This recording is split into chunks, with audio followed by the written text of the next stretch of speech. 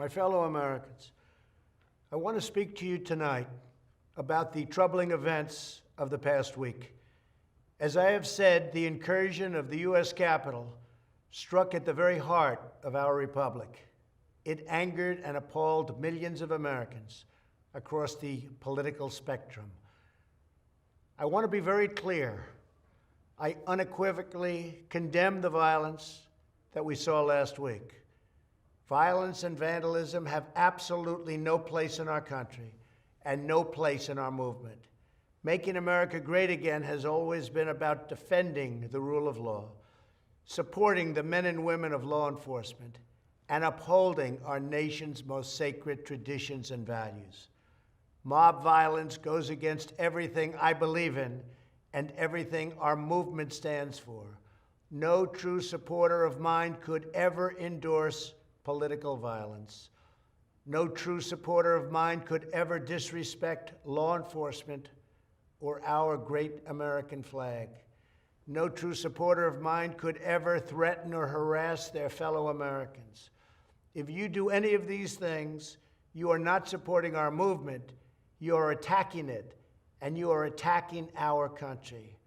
We cannot tolerate it. Tragically, over the course of the past year, made so difficult because of COVID-19, we have seen political violence spiral out of control. We have seen too many riots, too many mobs, too many acts of intimidation and destruction. It must stop. Whether you are on the right or on the left, a Democrat or a Republican, there is never a justification for violence. No excuses, no exceptions. America is a nation of laws. Those who engaged in the attacks last week will be brought to justice.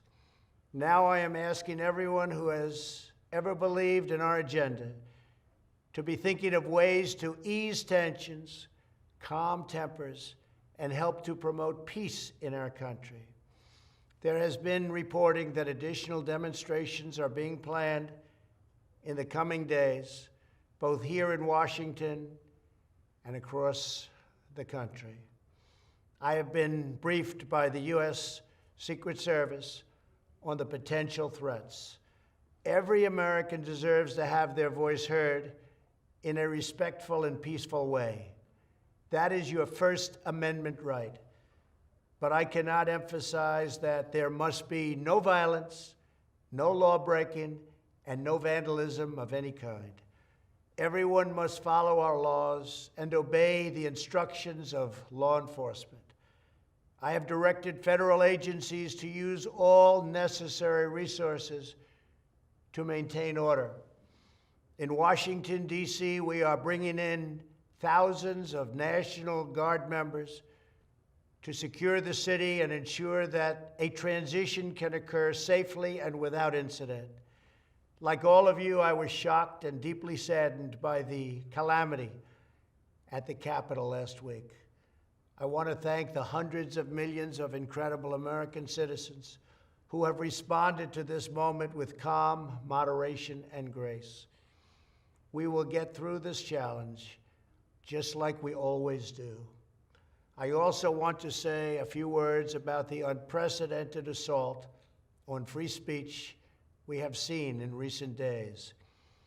These are tense and difficult times. The efforts to censor, cancel, and blacklist our fellow citizens are wrong, and they are dangerous. What is needed now is for us to listen to one another, not to silence one another. All of us can choose by our actions to rise above the rancor and find common ground and shared purpose. We must focus on advancing the interests of the whole nation, delivering the miracle vaccines, defeating the pandemic, rebuilding the economy, protecting our national security, and upholding the rule of law. Today, I am calling on all Americans to overcome the passions of the moment and join together as one American people. let us choose to move forward united for the good of our families, our communities, and our country. Thank you, God bless you, and God bless America.